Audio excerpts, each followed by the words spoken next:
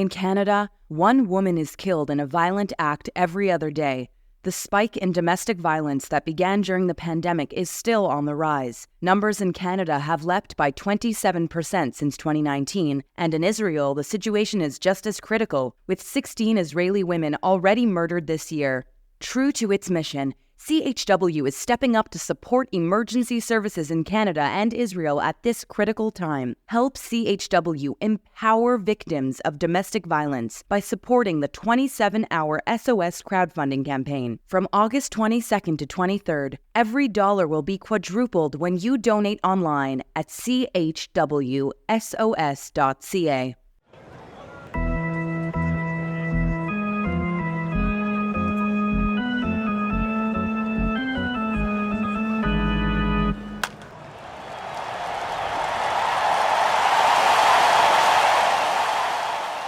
Hey everybody, welcome back to the Menschwarmers, your bi-weekly look at the world of Jews and sports. I'm Jamie, I'm here with my co-host Gabe. Gabe, how you doing, buddy?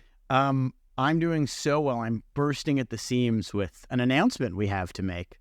Yeah, we have a very exciting announcement, which is that we have a live event coming up. We teased this at the last episode, but we have a live event coming up on September 12th, 2023. The Menschwarmers are moving from in your ears to in your face. Yeah, if you're in the Toronto area or you want to go for a little road trip and come in, we really, really would love you to join us for a live podcast taping and event. We are going to be joined by the legendary Canadian Jewish broadcaster, Michael Landsberg, host for many, many years of Off the Record on TSN, Sports Desk, radio shows as well. Wondering if you were going to bring back Sports Desk, if you were going to say Sports Center or Sports Desk. Oh, I'm excited to chop it up with Michael about Sports Desk. Yeah. That was some of my earliest sports memories. Ask him if Jim Van Horn's mustache is real.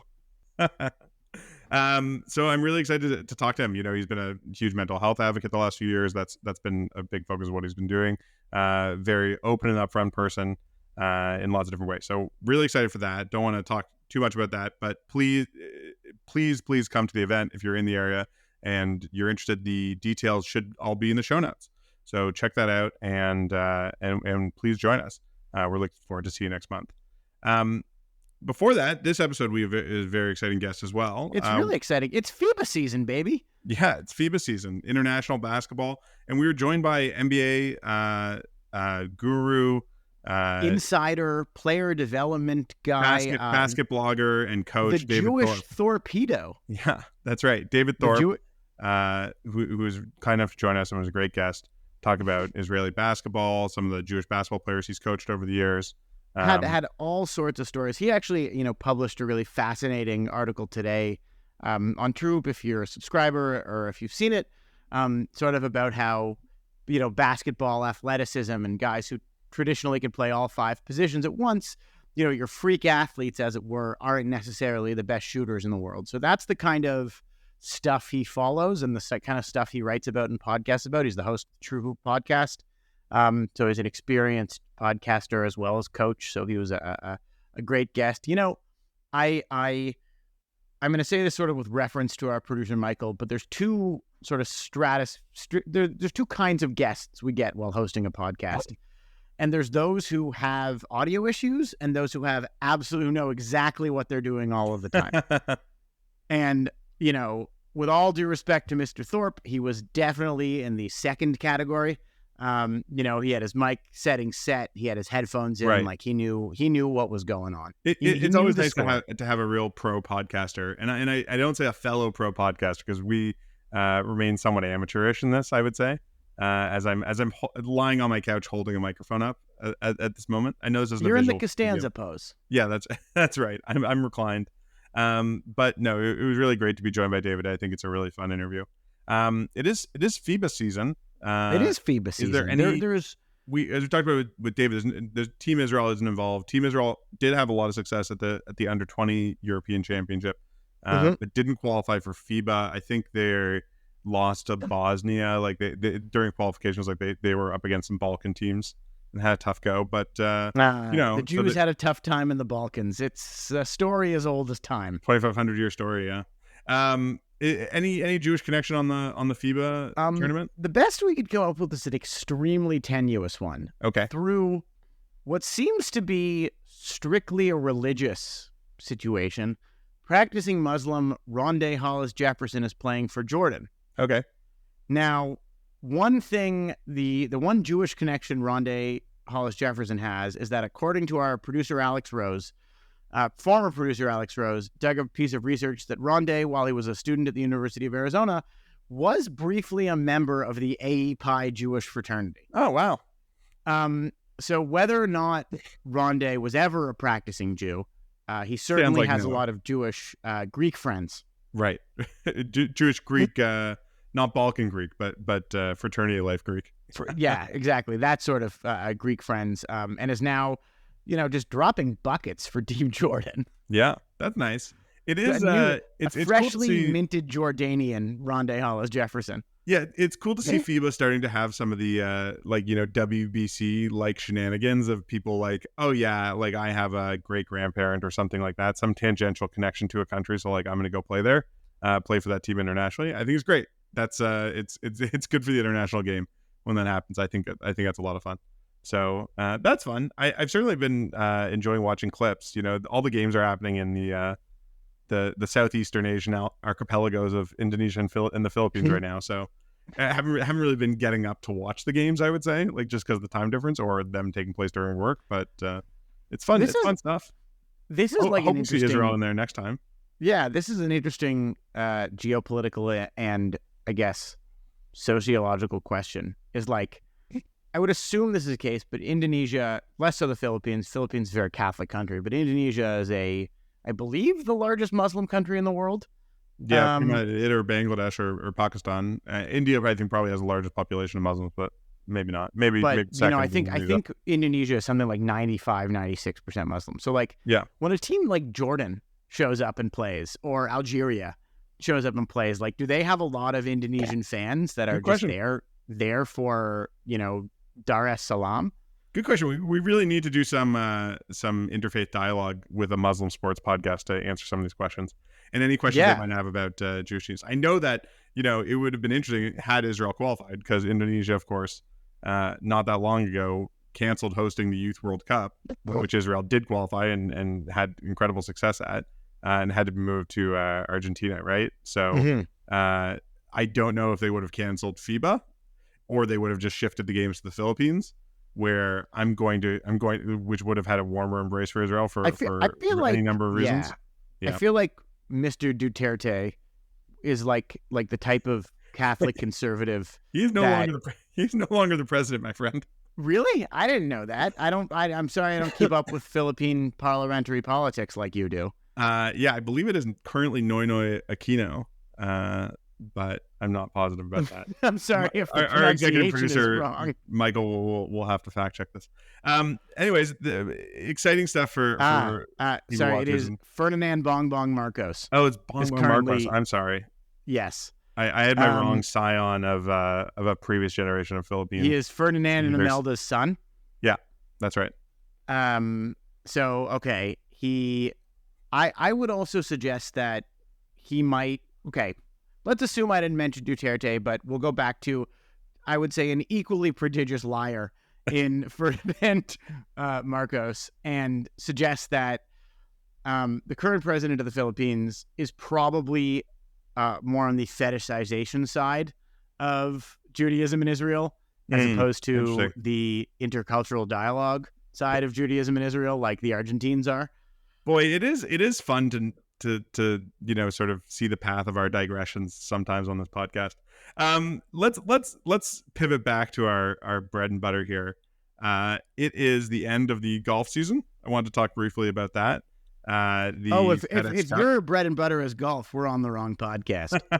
The FedEx Cup just wrapped up. I don't know how to describe it. Erstwhile, I guess is the right word. PGA playoff system that I would say has failed to capture an audience. Is that? I'm fair? A fan. I'm a fan of the. I'm all for the weird rules. I'm a fan too, but like we're golf sickos. Like we're not the people who need to be encouraged to watch golf. No, like, the general audience is there's virtually people who tune in for the majors. there's no other sporting final in the world where like the team with the best record gets a game bye. It gets a free game in the final series. Like it works in the FedEx Cup finals, right? The guys, the highest rankings start with a couple of shot lead. Yeah. And there's no other sport where I think that's the case.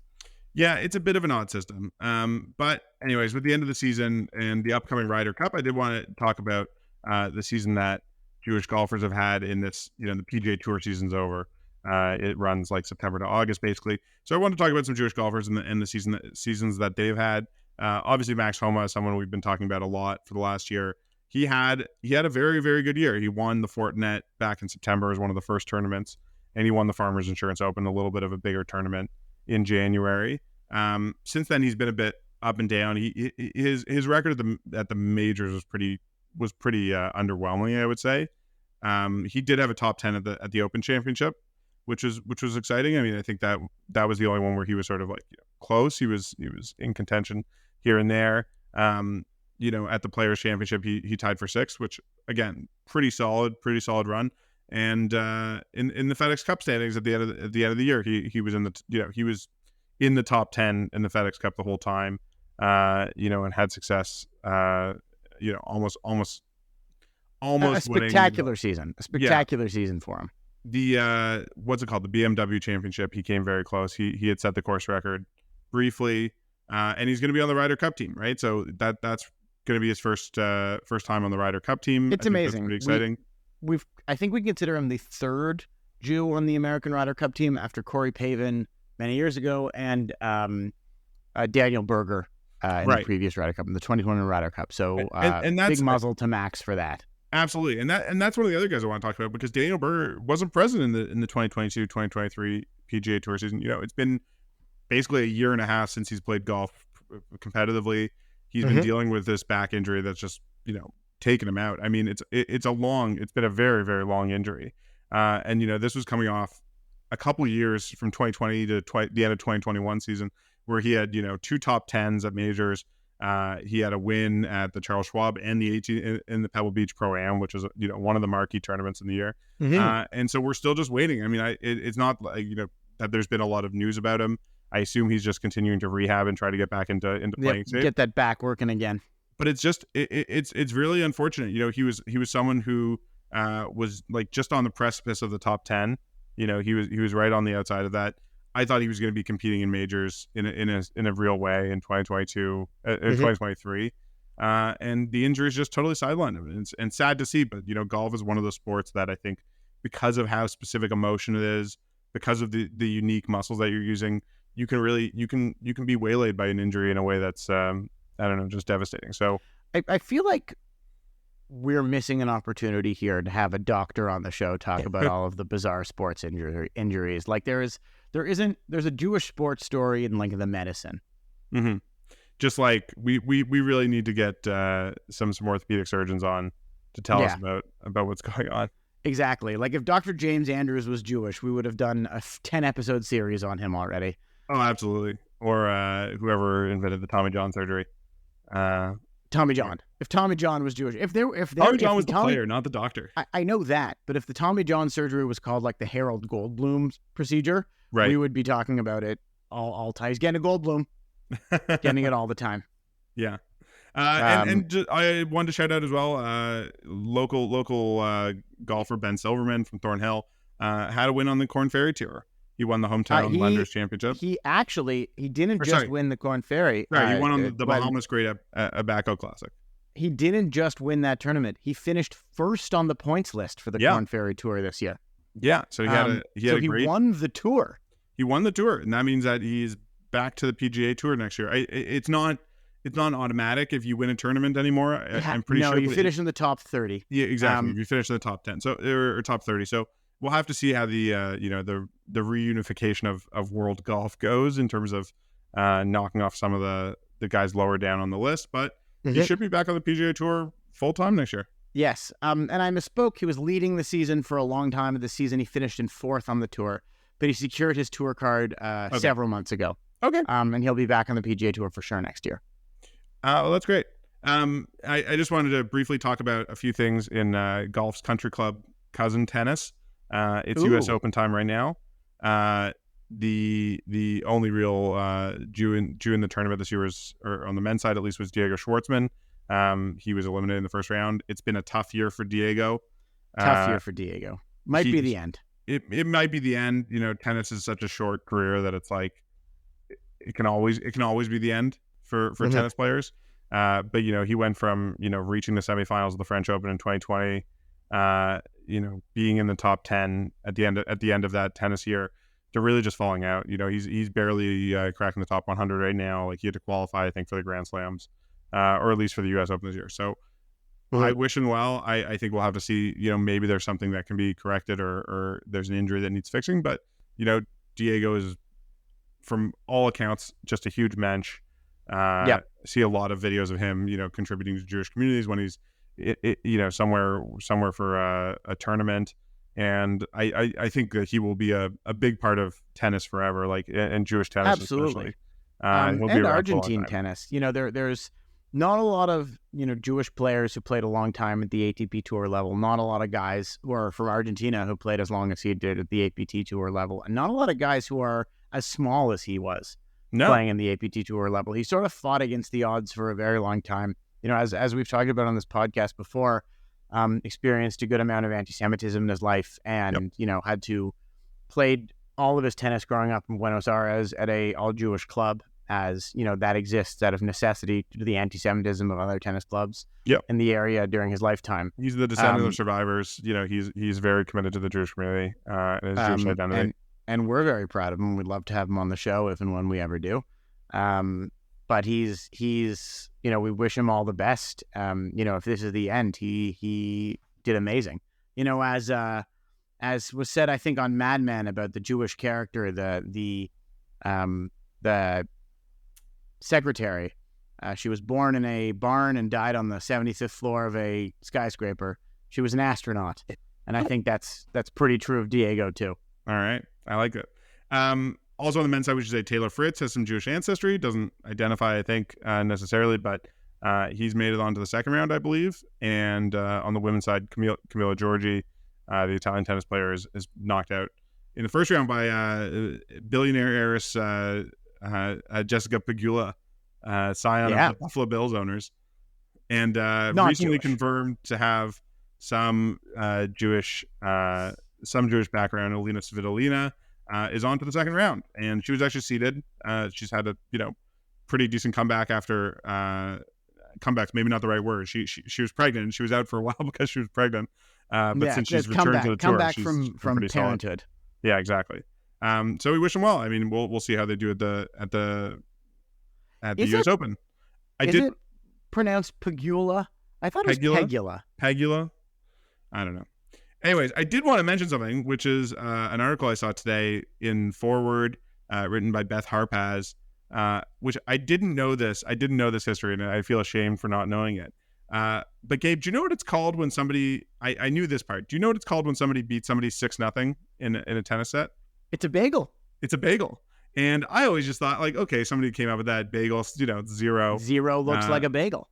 Yeah, it turned out it was not just somebody. It was the greatest Jewish tennis player of all time, Harold Solomon, who came up with this, or at least popularized it, according to this article in Forward. He created the term bagel.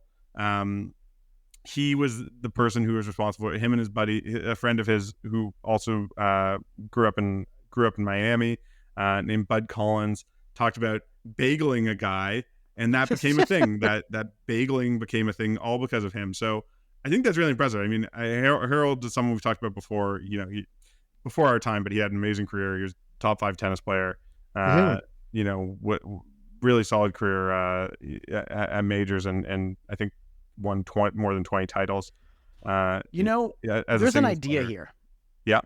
Of a tennis themed bagel shop called Bageling. It's not bad. But what are the tennis themes besides this?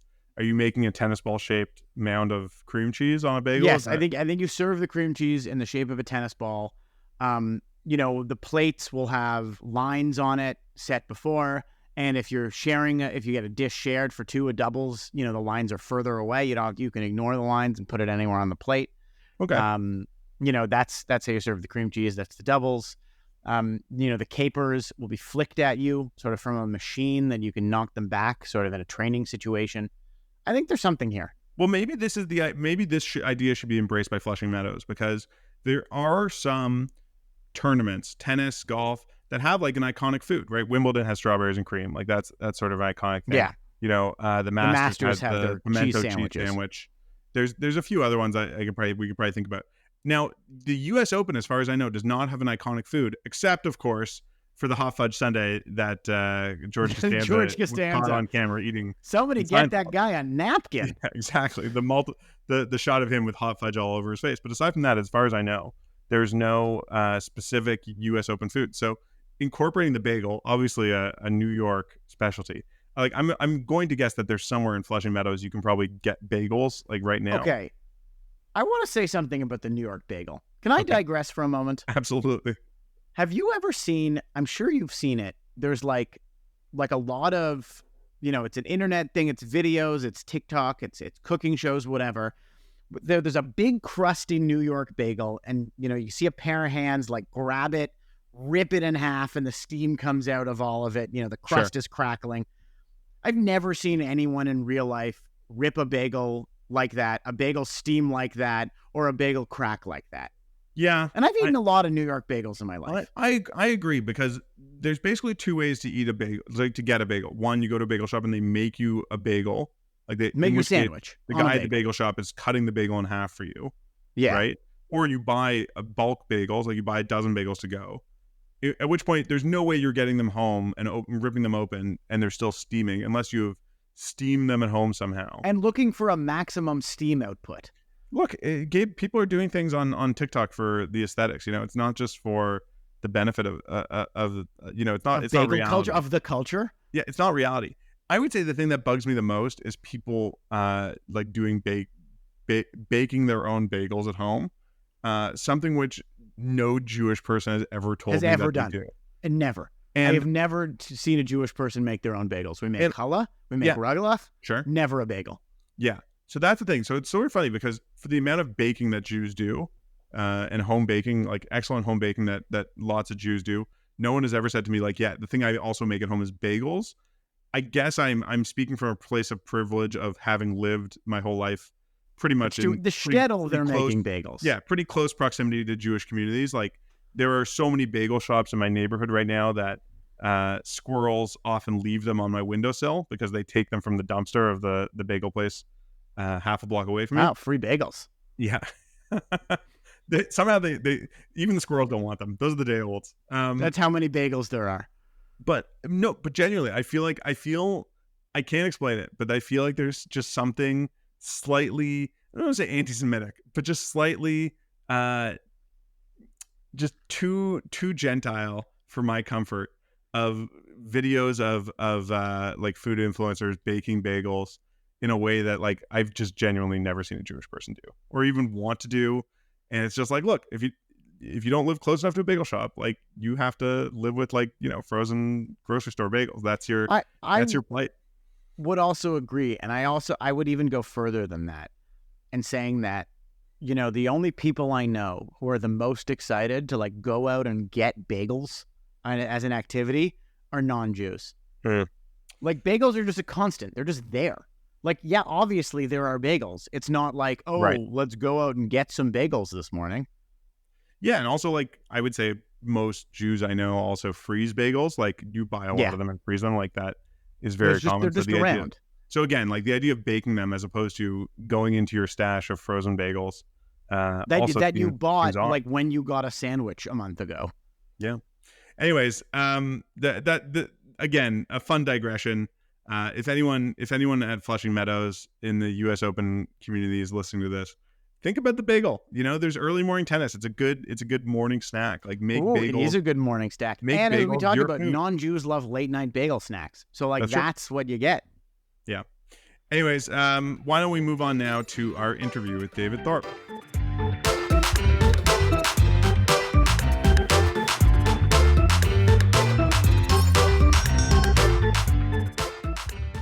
Beth David Hebrew School is now accepting new students. One of Toronto's most dynamic, egalitarian, conservative congregations is offering personalized Hebrew lessons, hands-on learning, exciting field trips, and small group activities, all with a hot dinner included. This is Jewish exploration that will last your children a lifetime. Classes run weekly on Monday nights from 5 to 7:15 p.m., starting September 18th. To learn more and enroll, visit bethdavid.com or email Adina, that's ADINA, at bethdavid.com.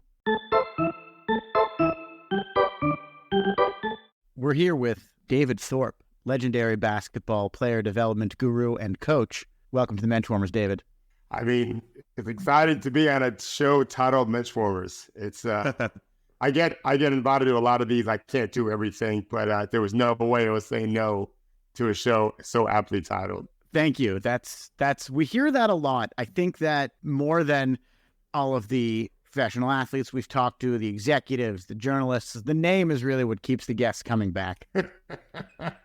Well, I mean, to be honest with you, I was raised by a Jewish mom and dad, and Mensch was a word we heard 8,000 times growing up, and I didn't do that with my children.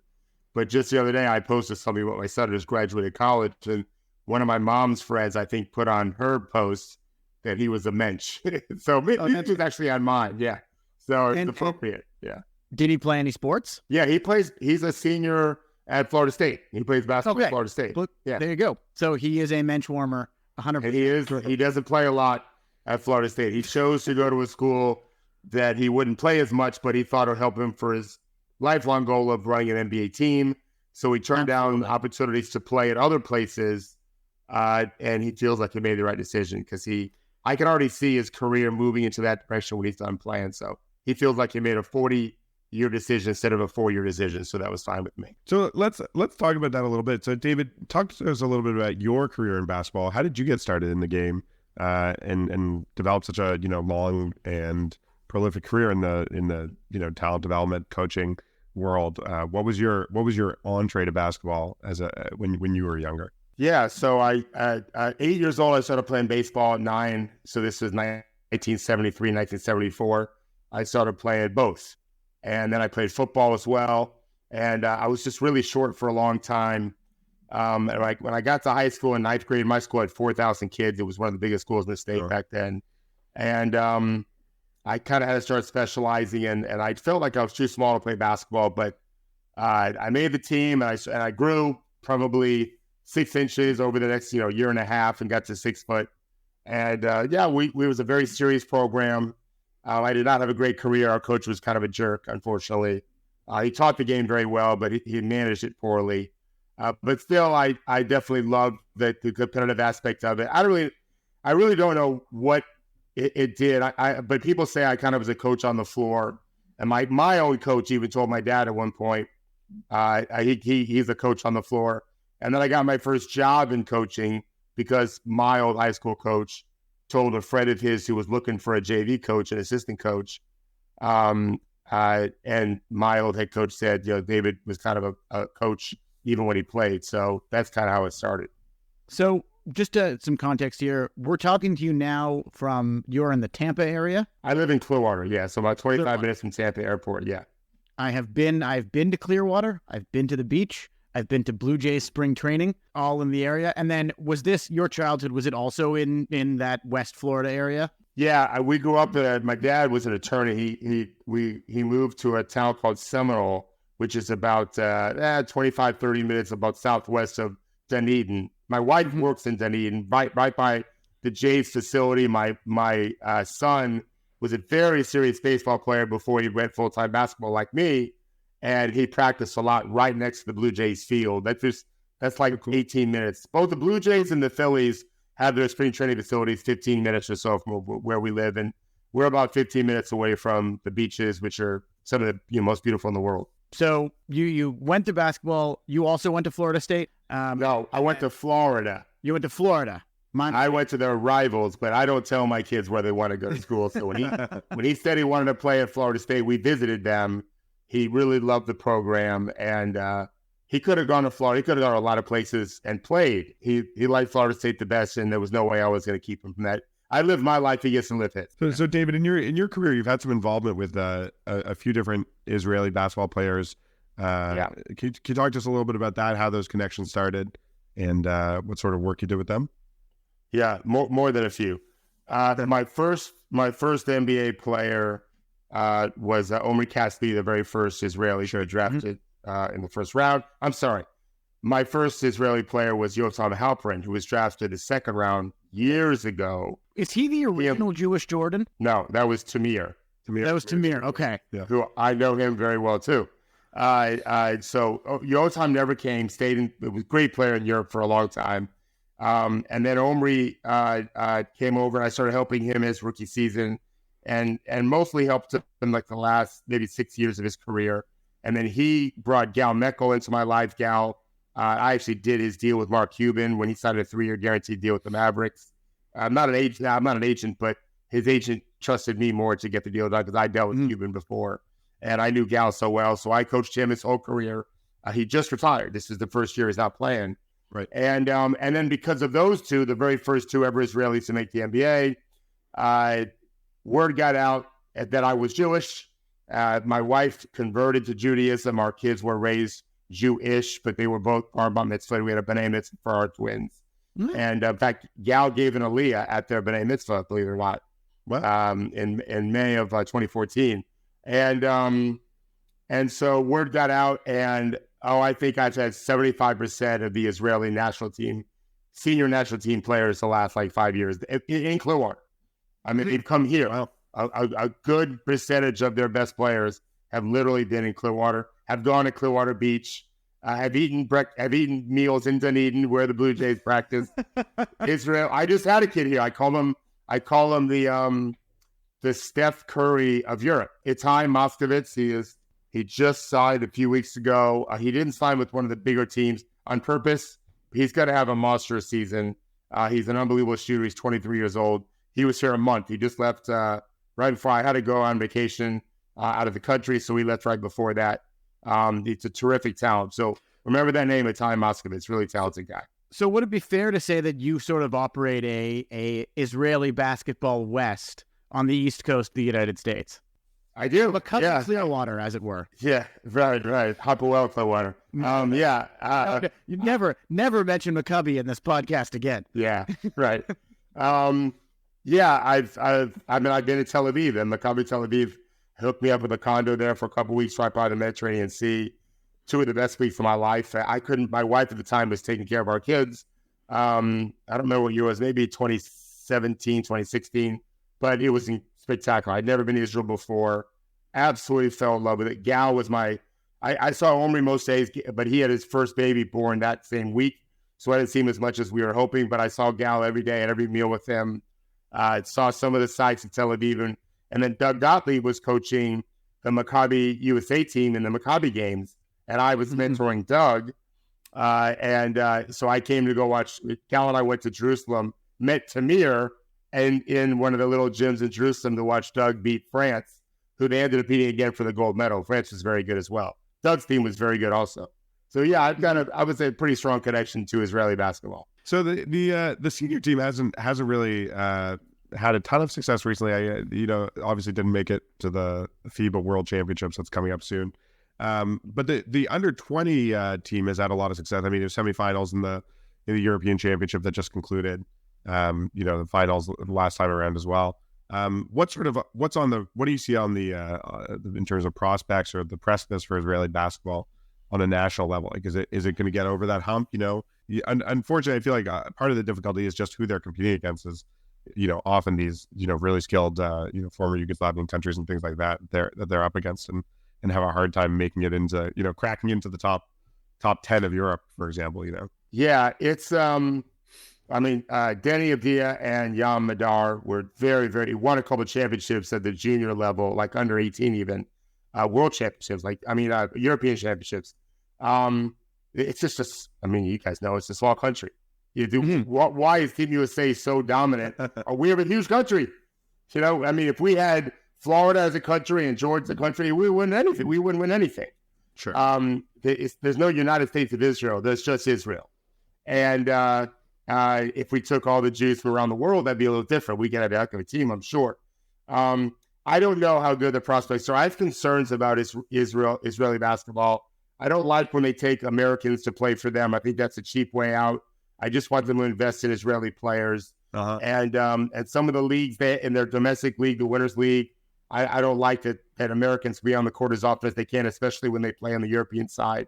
The Israeli players are really good. We just got to develop them, continue to develop them. But I think Gal's getting involved with Hapoel Jerusalem. I think that'll help. If you guys don't know Gal Mekel, very brilliant person and a great player for a long time. I think he can make an inroad. And Denny, certainly, if he has some success in Washington or whatever, that can help inspire some guys. Yamadar is very talented. Hasn't really had a chance for the NBA yet. So, and I think they have some other good young players, not just already starring in Israel, but waiting in the wings. So there's a chance, but we're not going to be Argentina or Spain anytime soon. Just pivoting a bit, David, I want to say you write and podcast for TrueHoop.com, one of the sort of basketball fans favorite websites. I would say like a real Hoop Junkies website. And I wanted to say, because we're both in Toronto, we're both big Raptors fans. Yeah. Your most recent tweet said, "Please don't assume headlines and tweets from others accurately define what's in an article. In no way did I place full blame on any one person or position in Toronto. Enjoy the weekend. Stay safe out west." Now, I'm going to assume, because I know Raptors fans and I know Raptors fans online, that this was probably in response to online Raptors fans giving you a hard time about something you said recently or just being a bit nuts. So the question I guess I have is, are Raptors fans, like, are they notorious as just being, the most crazed hoop fans online or the most, irrational? Yeah. So they didn't really, I don't check Twitter all that often. Good for you. I don't think think smart decision. Yeah. I'm a busy man. I don't think they really come after me so much as I had agents and friends sending me other people writing articles based on headlines, which made it sound like I said Masai Ujiri is the only reason why Toronto struggled for 2 years. And when I mentioned in this article that we're referencing that Masai was not in LA during the RICO runs, and I was there, they acted as if I was criticizing that. I was just making an observation. Toronto's there right now. A student that I'm helping is with them right now in LA. Masai's not there. It doesn't have to be there. Right. I wasn't at all making it. So my only point was, it's not the headline, and it's not what other people are headlining things either. The Raptors collapsed for a lot of reasons. Management is one of them, in my opinion. Nick Nurse, who I thought was going to be their coach like Pop, clearly I was way off by about 40 years. That didn't work out. They've got some problems. That's all. In 2020, I think the entire city felt that way too. I mean, we were like, he was coaching the national team. We were ready to, make him prime minister or something like that. I mean, he brought a championship to the city. I think he, rightfully got a lot of credit for the championship. I think that was on him in a huge way. Yeah, they were great, but things happen, and so I would just Toronto is a mess. They can figure it out. Darko looks like he's going to be a hell of a coach. I know the Memphis people are upset they lost him, so that's an encouraging thing. But I also mentioned in the article that the players that I spoke to over the years, they liked Nick. Like, they weren't trashing Nick. And so it didn't work out. Let's see what happens. This is the league. It's the world's best league. And you got to keep working and getting better, or you go backwards. And right now they're going backwards. So let's talk a little bit about the history of the league from your perspective. You've been involved with professional basketball for a long time. Yeah. We like to talk about Jewish athletes a lot. Who, in your mind, is the greatest Jewish basketball player you've ever seen? Wow. I honestly, give me a top 4 or 5, because let's go. Let's go top 5. I mean, I'll give you 18, but then we don't have time for that. So give me the top ones, because I don't remember who's Jewish or not Jewish sometimes. I'm not Adam Sandler. None of us are old enough to have seen Dolph Shays play ball. He was very good, right. He was, when he was put on the NBA's 75 team. Yeah, on the 50 team as well. Yeah, people were very much ragging on that a little bit, because they were pulling up clips of him shooting two-handed jump shots from 12 feet away, or his stats where he would go 5 for 12 for a game, and it was that was the best player on the team. That was the best they could do back then. I mean, does Omri count? Omri falls. Omri absolutely counts. Omari's probably going to be, maybe we'll make the Hall of Fame. It seems like there's been a bit of a push the last couple of years. Maybe this coming year. Yeah, because the Suns are retiring his jersey number this year. Yeah. Wouldn't be a shocker. Let me tell you this, guys, about Omri. So I mentored a young coach for 15 years. He's now the top assistant coach at University of Alabama. He's been with the Pelicans 4 years prior to that. He coached Omri 2 different times in Jerusalem. And he said, number one, he takes his religion very seriously. Extremely. Yeah, that's exactly what Ryan told me. And like one of the greatest guys he's ever worked with. And he's worked with I've had 100 NBA players. Ryan probably had 75 of them, plus his own with the Pelicans. He just thought Omri was the most incredible person. He would sit on commercial flights in the middle seats and never complained about sharing a hotel room, nothing. He never big-timed anyone. He was very serious about his religion and his worshiping. And Ryan said he's just one of the most incredible human beings. He was blown away with him. That's not how Omri was raised. He grew out of a pretty tough environment and became a mensch. And so Jews should be proud of that. That's what we're here to talk about on the show. That's what we love to hear. When we think about the greatest players, we go like generally post the Cleveland Rosenblums era, like back, the very, very beginning of basketball in North America. Is a little early. We don't know much. I'm in my mid-30s. I remember Jordan Farmar being the first Jewish basketball player I knew. Good. That guy is Jewish and that guy is good. I remember, being a Raptors fan. He wasn't Jewish, but I feel like we adopted Anthony Parker for a little while. I just saw Anthony. Oh, just saw him. He's got a great job. He's a GM of the Magic now, and he came to That's right. It's a big job. Yeah. So I told him, I said, I remember you when you played at Maccabi before he went to the NBA. Yeah, but he is not Jewish. No, but he did wear 18 when he played came back to Toronto. I didn't realize that. Okay. I'm pretty sure. Which I think is a great move for anyone who's like played in Israel or like, I don't know, just had some Jewish connection. Just like wear 18. Like genuinely, some sports writer will write a story about that. Just be like, so and so wears 18 to honor its connection with wherever. And very cool. And every Jew in the city will become a fan. Right. No one else understands what we're talking about, guys. No one has any clue why we know about 18. But yeah, it's funny. Oh, don't worry. There's no Gentiles listening to this podcast. I figured. We don't have to explain ourselves. So the last basketball specific episode we covered, we had Dan Grunfeld on the show. Okay. He wrote that book. He sent me the book. Yeah. He wrote that book. He sent me one too.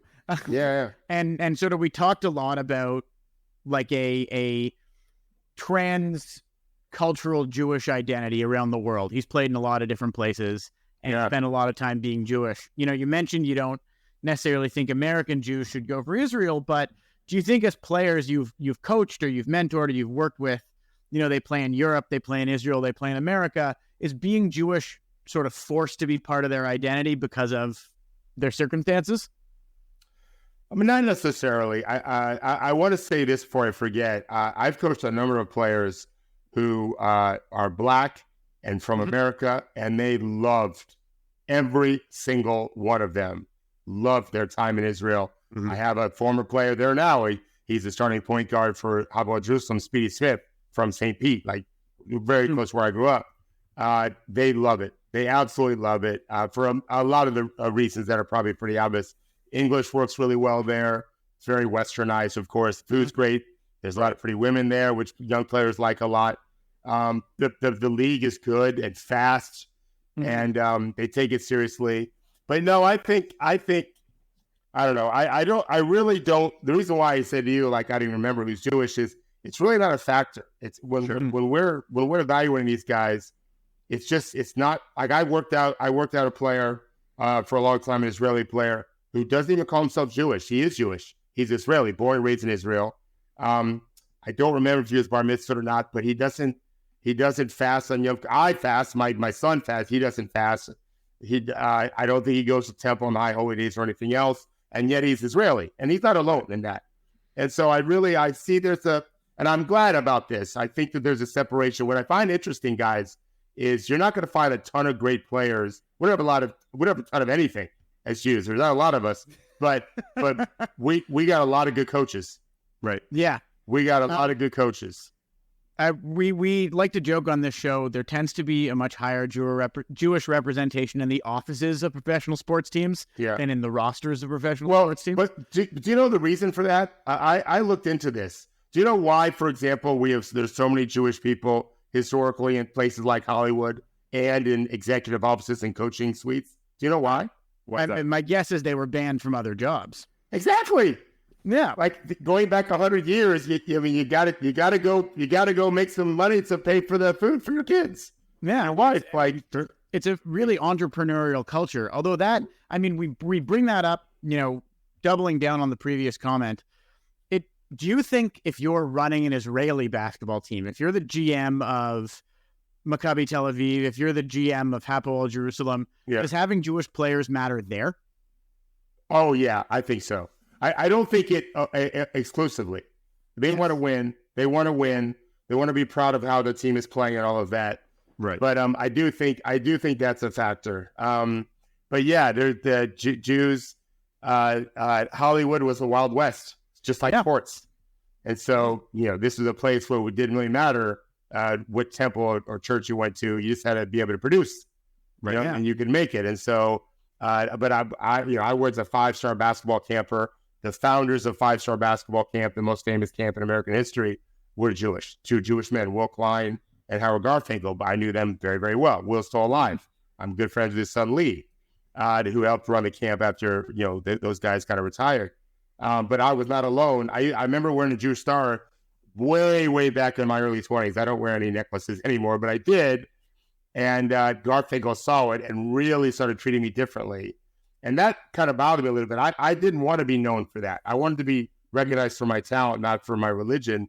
But it definitely helped that Garth recognized me and said a lot of good things about me over the years and so forth. Will didn't really care. He just wanted to make sure he kept bringing campers. He was a businessman. But yeah, we have a lot. And I know this. There's no I've coached. These Israeli players I've coached are fantastic. I've told so many of them, if they grew up in America, some of them were McDonald's All-American talent. Omri Casspi is a McDonald's All-American, without any doubt. Mekel probably would have been like the number 1 point guard in the country, that pick and roll wise, maybe. And a big kid with huge hands and strong and brilliant. So there's a lot of talented players there. It's just a small place, right? But their talent on their upper end it could play with any American group, and they'd hold their own just fine. And probably increasingly, right there with soccer in terms of popularity. In terms of popularity in Israel. Yeah, thanks for this. Sure, David. I think we're gonna wrap it up there. Before we go, there's a question we usually like to ask people before they sign off. When you were a kid growing up, was there a Jewish athlete or maybe a Jewish coach, more appropriately, that you looked up to or you remember having as a favorite when you were a kid? If you remember, I'm way older than you guys. Okay, it's okay. We know our history pretty well. My mom, they said this guy is definitely not Jewish. My favorite athlete by far was Muhammad Ali, and I think that one reason why, there's a few reasons. My papa, my dad's dad, was a dentist and a doctor in the World War II, and then he became a dentist out of Miami. And he loved basketball. He loved boxing also. In fact, when he died in '83, I stopped watching. I've not watched a boxing match maybe once since. I remember we got one pay-per-view like 10 years ago. But without my papa, it just doesn't mean anything to me. So we liked Ali in part because, if memory serves, it's back in my mind, the way he was persecuted was very much reminiscent of how Jewish people were being treated, no matter where they were, pretty much in the world. And so I think my papa used to talk to me about we always have to have a soft spot for people going through what our people have always gone through. Well, that's a different answer than we usually get, but I think it's a great one and a great place to finish off here. Thanks so much for joining us, David. We really appreciate your time. My pleasure. Best of luck, guys.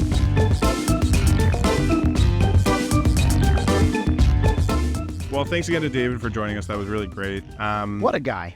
Really interesting to hear his career and the sort of work of a basketball coach, coaching these players and on a personal basis. Very interesting. He really gets to work with people and change their career trajectory. Yeah, it sounds like it's fascinating. You don't think you think obviously there's a lot of coaching and development that goes on, but like he seems to operate in some sort of like an advisor guru role. I think he mentioned he hates the word guru, but he's sort of seen, he's like an elder statesman for not just Israeli basketball, or not even elder, a statesman for Israeli basketball, as well as Jewish basketball and basketball all over, in the NBA and beyond. He's a very well-connected and well-respected guy, so he's got a lot of insight. Just to wrap up a few things from before, that we were talking about the first doctor to perform a Tommy John surgery was Frank Jobe, who is not Jewish, but did say that if he had invented the technique 10 years earlier, it might have been named Sandy Koufax surgery, because Sandy Koufax retired basically with a torn UCL, and it was the same thing as Tommy John. And if he had just figured it out earlier, then it would be called Sandy Koufax surgery. So that's interesting. Connection number 2, Frank Jobe, not Jewish, but was a Seventh-day Adventist who celebrate the Sabbath on a Saturday, like the Jews, the seventh day. Sure. Right. I also want to say a sad condolences to Bob Barker. Obviously not Jewish, longtime host of Price is Right, but of course a huge cameo in one of the great Jewish sports movies, Happy Gilmore. Fought a canonically Jewish athlete. Yeah, exactly. Fought Happy Gilmore in Happy Gilmore. So, and maybe the greatest cameo of all time. I think there's it's pretty there's perfect. nothing better than that. I saw a clip of Bob Barker, an interview, showed a post-death interview where, and this is Jewish sports related because Happy Gilmore is canonically Jewish, where he said of everything he's done in his career, he saw the script, saw Adam Sandler, said he would do it.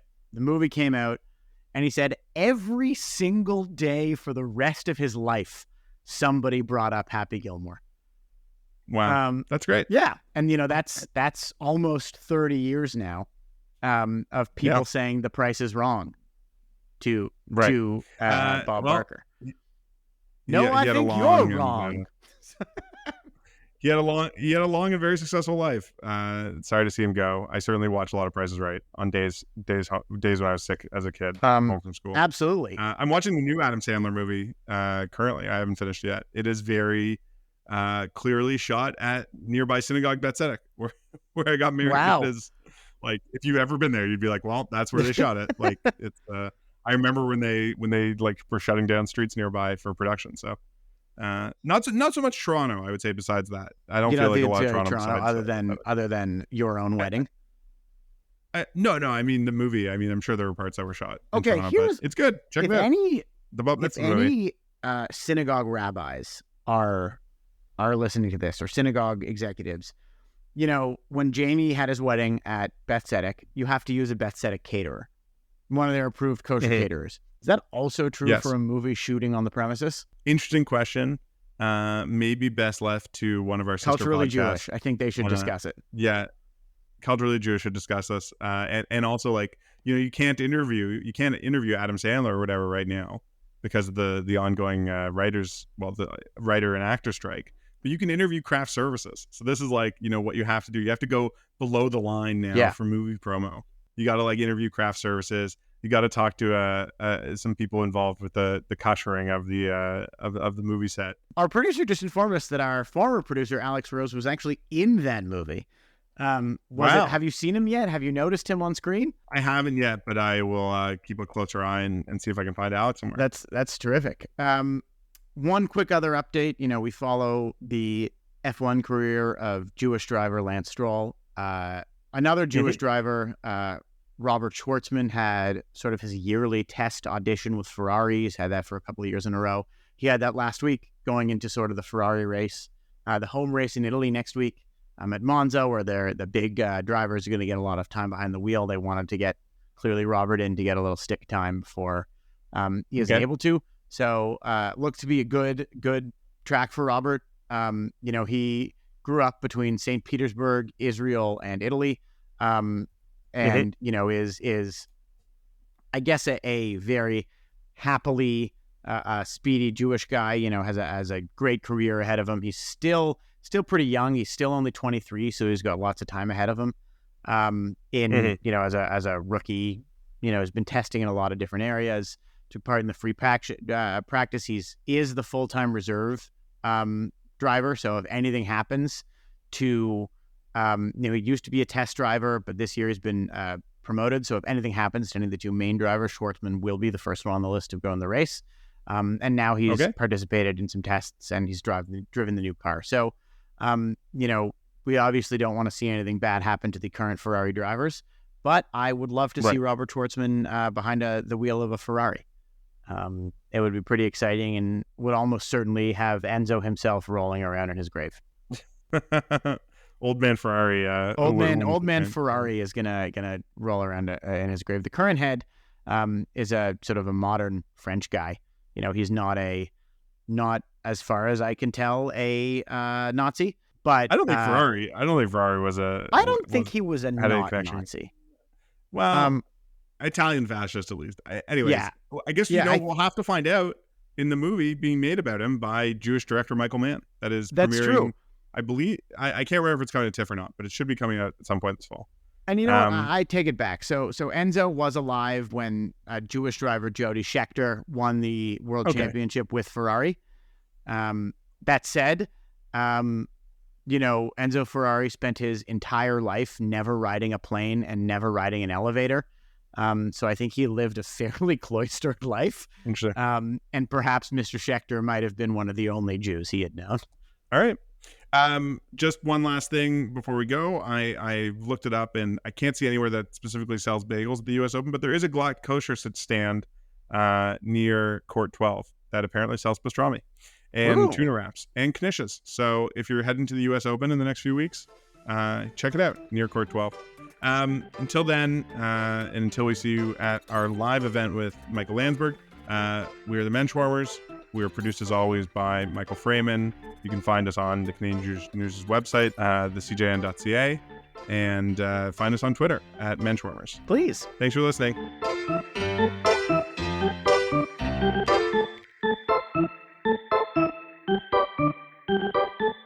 Jewish comedy legend Modi and Hasidic rapper Nissim Black are coming to Toronto to perform live at UJA's campaign launch on September 7th. Visit jewishtoronto.com to get your tickets today. Don't miss Modi and Nissim Black on September 7th. Go to jewishtoronto.com for your ticket today.